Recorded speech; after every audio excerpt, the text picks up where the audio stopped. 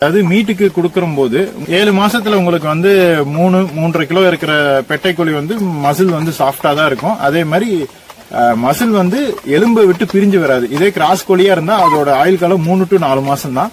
வேவ்சிங்னா தனியா கலந்துகிட்டு வந்துரும். இதுதான் டிஃபரன்ஸ். அதே மாதிரி சேவல் அப்படின்னா உங்களுக்கு வந்து மீட்டுக்கு கொடுக்கும் போது நீங்க வந்து 1.25 வருஷம் சேவல் வரைக்கும் நீங்க வந்து மீட்டுக்கு பண்ணலாம். பிரியாணி அப்படின்னா நீங்க 1.5 வருஷத்துக்கு மேல இருக்கிற கோழி நீங்க பிரியாணி வந்து போட்டுக்கலாம்.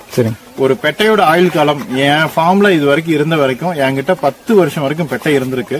எல்லாருமே இந்த பெருவிடை ஃபார்ம்ல என்ன சொல்லுவாங்கன்னா ஒரு பெட்டையை 3 வருஷத்துக்கு மேல வந்து யூஸ் பண்ணக்கூடாது, யூஸ் பண்ணோம்னா எக்லே பண்ணாது, நிறைய பிரச்சனை வரும்னு சொல்லுவாங்க. அப்படி கிடையாதுங்க. நீங்க ப்ராப்பரா அதோட பிசிக்க தெரிஞ்சுக்கிட்டு நீங்க யூஸ் பண்ணீங்கன்னா கண்டிப்பா 10 வருஷம் வரைக்கும் நீங்க யூஸ் பண்ணலாம். பெட்டை ஏஜ் அதிகமாக முட்டையோட சைஸும் சரி, முட்டையோட எண்ணிக்கையும் அதிகமா இருக்கணும். ஆனா அதுக்கு நீங்க அதோட ஹெல்த்தை பாதுகாக்கணும்.